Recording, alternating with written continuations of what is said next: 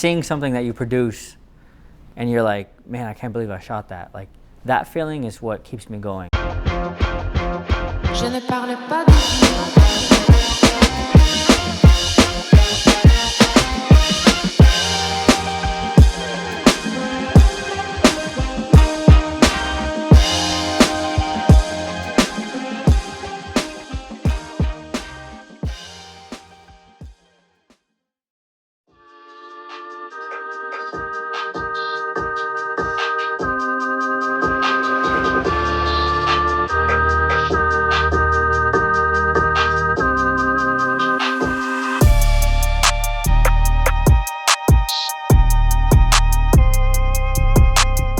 My style has evolved from a cool LA street photographer to turn commercial, where it's like I can do either or and everything in between, and that's really what I based my career off of. People always ask me, what do you shoot? What do you like to shoot? And I'm like, man, I can go shoot a wedding for Vogue, or I can go shoot, you know, a weed brand in LA and do some cool content for them. You know, I can do everything in between.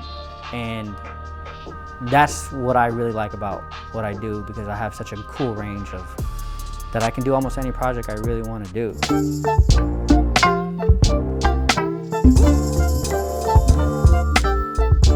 I started training when I was like 10 years old. I started competing when I was like 11 or 12. And I used to be in the gym all the time. And then that's what I wanted to be when I grew up. I thought I was set on, I'm gonna become a professional fighter. This was my life. It was everything I did. After school, weekends was boxing. And then when I became 16, I picked up a camera in school for the first time.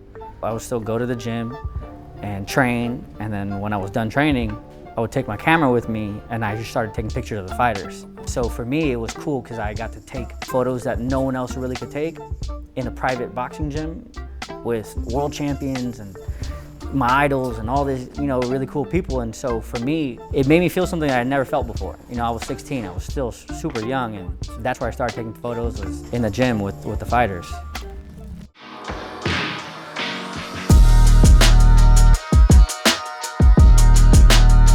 I basically, besides like the couple classes I took in high school, I pretty much taught myself everything. So with that, the discipline there is, you know, it's literally just test and shoot, test and shoot. Learn something new, go test it.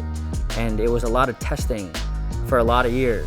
Even to this day, you're still experimenting and trying to see what you can do, but in the beginning it is pretty tough. And I actually had another mentor in the gym that was a photographer, that he would give me assignments when I was 16, 17. He's like, today, go shoot the fighter's expressions, or go shoot this or that. He would give me little assignments every day of what to shoot, instead of like just trying to get the one knockout shot. You know, like he gave me a little bit more guidance into like showing what boxing really is in the gym, and not just the knockout punch, but everything else that leads up to that.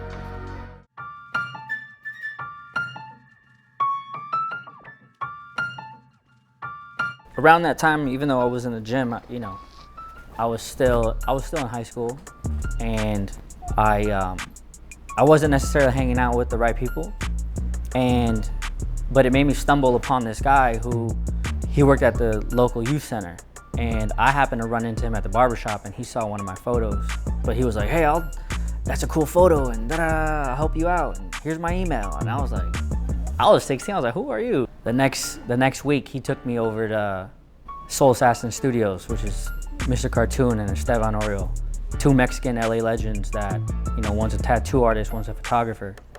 After meeting them and seeing what they had accomplished themselves, it made me feel like maybe I can do this too. And at the same time, there was a company being started called Young and Reckless, and it was a clothing company. And my mentor that brought me over to Soul Assassins, he was starting there too, at the clothing company, and he brought me in. And then I just started doing little jobs. I was 17. It wasn't necessarily a real job. They would have events or parties, and I would just go take photos for them, just as the little kid with the camera. They'd slide me like $200, $400. And then after a few months of that, it became a job, and they gave me a position, and they gave me a desk, and they said, here, this is where you belong now. And I was like, when I'm 17, I was like, cool. You know, like I didn't necessarily think anything of it.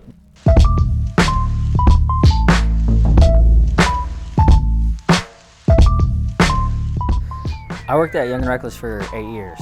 I was there my entire adult life at the time. You know, I didn't know anything else. I got a check every 2 weeks. It was consistent, it was comfort, it was, you know, I relied on them a lot. For the last 2 years, I felt like I was just hitting my head on the ceiling and I couldn't grow. And I finally got the courage to just pick up and go. But my biggest challenge after that was like the imposter syndrome, where I feel like, okay, I kind of finessed them to let me do my thing. Can I really do this on my own? Am I really good? Can I be successful as a photographer? You know, and just because I had that one job for so long, it makes you feel like, oh, I don't know if I can do this on my own. And I didn't realize it was that until I talked to some other people, other artists, other creatives, that they feel the same thing, you know, and it's, you know, as an artist, you're hard on yourself. You're your biggest critic.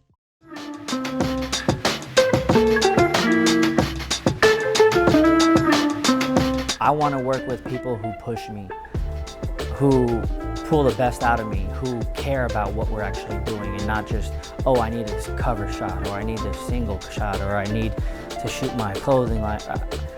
I like working with people who make me think outside the box.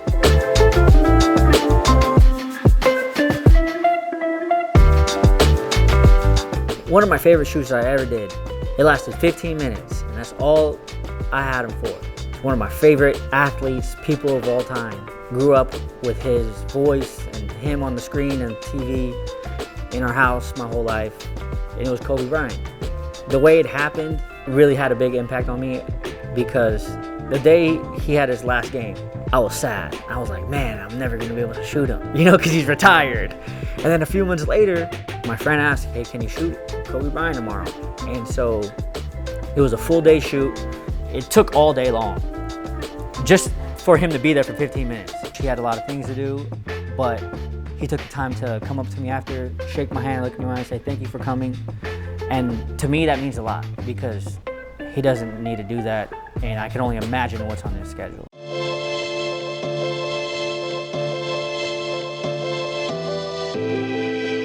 I was born and raised in Santa Monica, California. It's called the Four Corners of the West Side. When people hear Santa Monica, they think I grew up in like a rich white neighborhood and I had a certain type of lifestyle, but we also had the black and brown community too, you know, we call it the Pico neighborhood, and that's where I grew up. You know, a lot of people come here to create and be creative and do all that. I feel like I get to do that in my home. So I feel like sometimes that's an advantage to me, because what I like to do with my work is to bring that LA culture into the companies that I work with.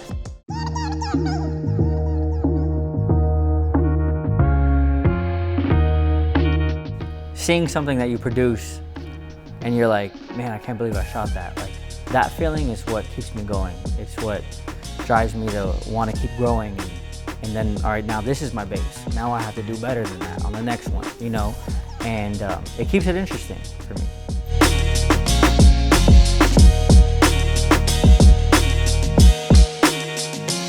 I feel in everything that you do in life, if you want to be good at it, you're gonna have to put in that groundwork. And I know I did it. I did it for a long time. I did it for years. I did it to where people didn't appreciate you doing it or didn't understand you at the time. And you just gotta get through that, because at the end of the day, you're doing it for yourself. That's what I would tell young me, is like, bro, just keep going. Just keep going. Doesn't matter if it's whack. It probably is whack, but just do it until it's not whack. You know what I mean?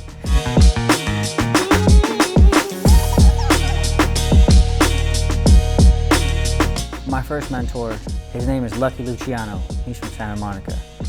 He's the one that shifted my life where it is now. The biggest thing that I have taken away from him is nothing that he said, it's his actions. I was a young kid in high school, and that's where he focuses on is the youth. He always gives back to the youth. And I just happen to be, you know, a product of that, of him giving back to the community and giving back to the kids. To this day, he still does it 13 years later, you know, and he did it way before me too.